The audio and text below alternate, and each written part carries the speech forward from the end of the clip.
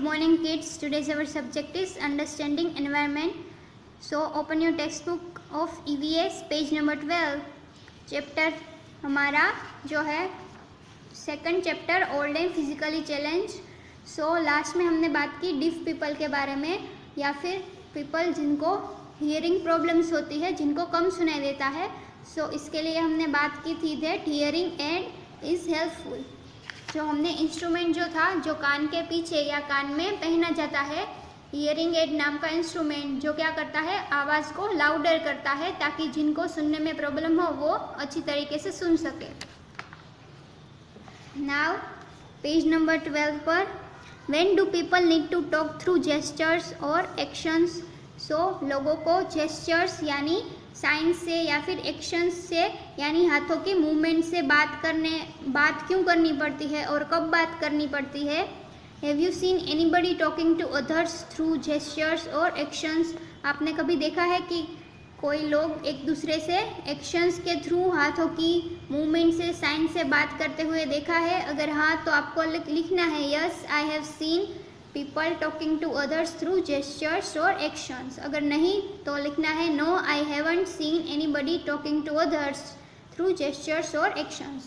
Do you think it is difficult to make others understand you without speaking. आपको ऐसा लगता है कि बोले बिना किसी को आपकी बात समझाना ये डिफ़िकल्ट है? अगर आपको लगता है सिंपल है तो आपको क्या लिखना है, no I think it's simple, but ये सिंपल नहीं है, बहुत ही डिफ़िकल्ट है. अगर आप कोई भी अगर ऐसी गेम भी प्ले करते हो आप जिसमें आपको सिर्फ साइंस के एंड बॉडी के मूवमेंट्स के थ्रू आपको अपनी कोई बात समझानी है तो बहुत ही डिफ़िकल्ट हो जाएगा. So it is very difficult. So आपको लिखना है no I think it is very difficult to make other understand me without speaking.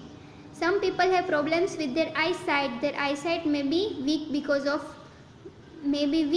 Of which they can not see clearly.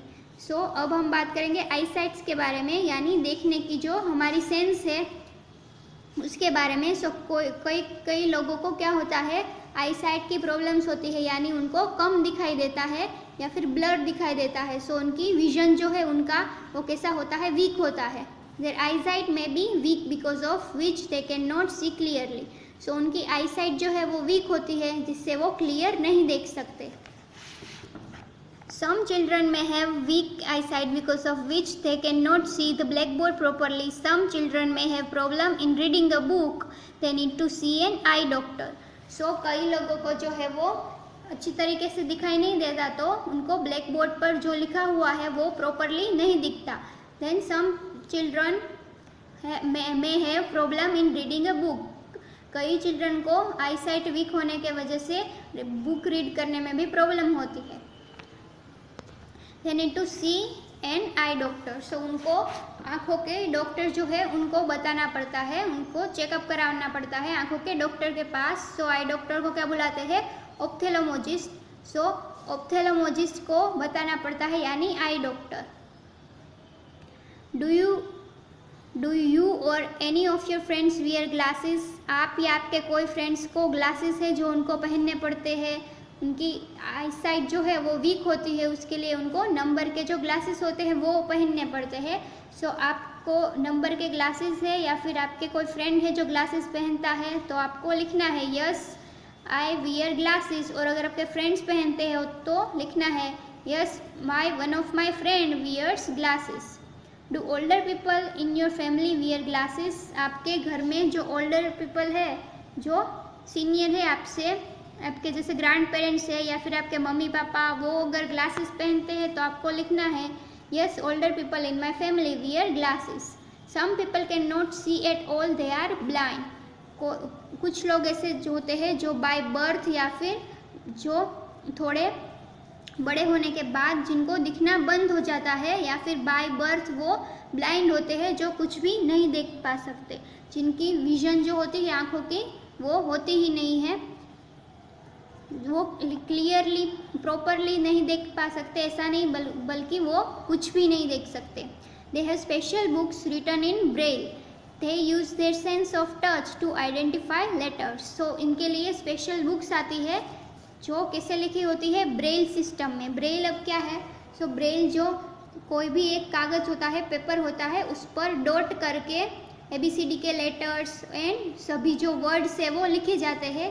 Then blind people जो देख नहीं सकते, वो क्या करते हैं, सभी डॉट्स को फिल करके हाथों से टच करके लेटर्स जो है वो रिकॉग्नाइज करते हैं एंड रीड करते हैं। Braille is written on a thick paper by making a row of raised points और डॉट्स। सो ब्रेल क्या है, थिक पेपर पर डॉट्स बनाए हुए होते हैं या फिर रेज्ड पॉइंट्स बनाए हुए होते हैं। Because this dots are raised they can be identify by running a finger on them. So ये जो डॉट्स है वो रेज्ड होते हैं ताकि जो ब्लाइंड पीपल हो वो उसे आइडेंटिफाई कर सके। With the help of Braille the blind people can educate themself. So Braille से क्या होता है, ब्लाइंड पीपल जो है वो रीड कर सकते हैं, राइट कर सकते हैं, यानी वो खुद को एजुकेट कर सकते हैं। Helping people with disability. So disable people जो है उनकी हमें हेल्प करनी चाहिए। ब्लाइंड पीपल जो है या फिर सुनने में जिनको प्रॉब्लम होती है, सो ऐसे पीपल जो है जो डिसेबल है उनकी हमें हेल्प करनी चाहिए। Rahul is a blind boy in Amit's class. Amit helps his friend by reading out the lessons to him और even recording notes for him. जो राहुल है वो कैसा है, ब्लाइंड है। अमित के क्लास में पढ़ता है राहुल, जो कि एक ब्लाइंड बॉय है। अमित जो है वो उसकी हेल्प करता है, उसके लिए लेसन्स जो है वो उसे रीड करके सुनाता है या फिर नोट्स जो है वो उसे लिख देता है। In this way Rahul can learn his lessons well.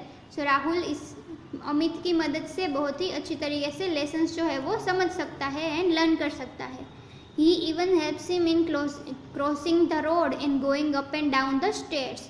So road cross करने में भी अमित जो है वो राहुल की हेल्प करता है, क्योंकि अमित राहुल को कुछ दिख नहीं सकता, वो ब्लाइंड है, तो वो व्हीकल को देख नहीं पा सकता। सो ब्लाइंड होने के कारण जो अमित है वो राहुल को हेल्प करता है रोड क्रॉस करने के लिए। Have you ever help any blind person. आपने कभी कोई ब्लाइंड पर्सन को हेल्प की है? अगर यस तो लिखना है yes I have help blind person. अगर नहीं तो लिखना है no I have not help any blind person. In what ways can you help the people who can not see और हियर। आप जो लोग देख नहीं सकते या सुन नहीं सकते उन लोगों को कैसे हेल्प कर सकते हो?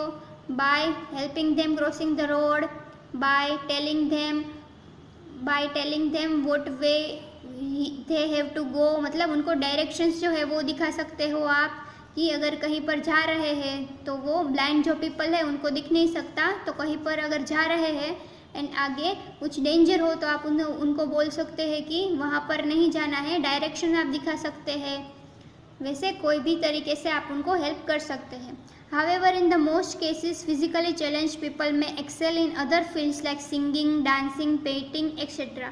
So, कई जो ऐसे ब्लाइंड लोग होते हैं, फिजिकली चैलेंज लोग होते हैं, वो दूसरी सभी चीज़ों में बहुत ही एक्सेलेंट होते हैं, एक्सेल करते हैं, दूसरी चीज़ों में एक्सेलेंट होते हैं, जैसे कि सिंगिंग, डांसिंग, पेंटिंग। आपने देखा होगा कई ब्लाइंड लोग जो होते हैं वो सिंग भी करते हैं बहुत ही अच्छा। ऐसे फिजिकली चैलेंज लोग होते हैं, उनके पास दूसरा सभी टैलेंट्स होता है।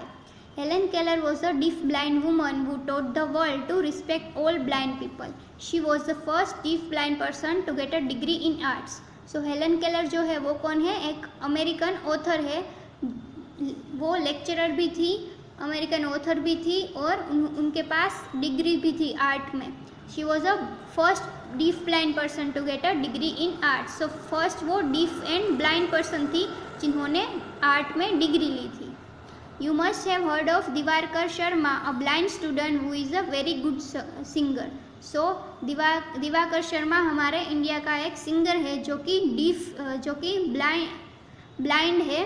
He has seen performing in many TV shows and stage shows and has won prestigious music competition.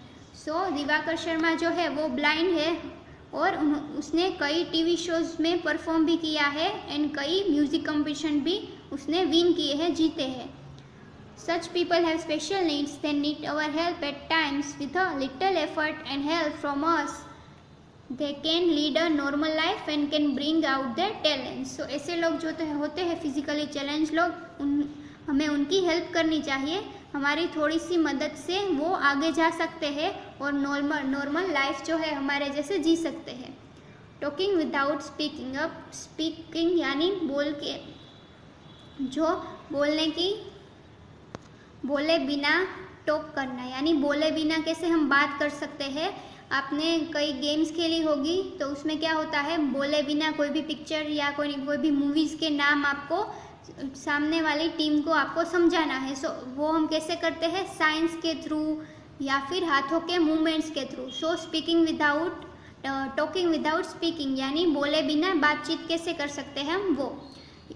We can express our self without speaking through dance as well. So हम अपनी फीलिंग्स जो है वो कैसे express कर सकते हैं, dance से। डांस में हमें बोलना नहीं होता, फिर सिर्फ हमें मूवमेंट्स करनी होती है।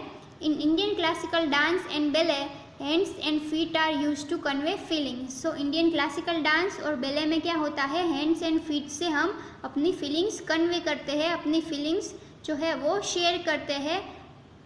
These are called mudras. So इसे क्या बुलाते हैं, mudras. Dancers express feelings through facial expressions, actions and body movements. Dancer जो है वो कैसे अपनी फीलिंग शेयर करते हैं, फेशियल एक्सप्रेशंस के थ्रू। आपने कथक देखा होगा, भरतनाट्यम देखा होगा, कुचिपुड़ी, ये सब जो है क्लासिकल डांस अब हमारे इंडिया के। सो इसमें क्या होता है, फेशियल एक्सप्रेशंस जो है उनको महत्व दिया जाता है, उनको इम्पोर्टेंस दी जाती है। Actions and body movements. So actions and body movements and facial expression के थ्रू अपनी फीलिंग्स जो है वो कन्वे की जाती है। Learn and practice some dance mudras. So आपको क्या करना है, डांस मुद्रास आपको प्रैक्टिस करनी है एंड लर्न करनी है, एंड उसके थ्रू आपको फीलिंग्स जो है आपकी एक्सप्रेस करने की ट्राई करनी है। एक्सरसाइज आपको होमवर्क में करनी है, एक्सरसाइज कर देना। Okay, good bye.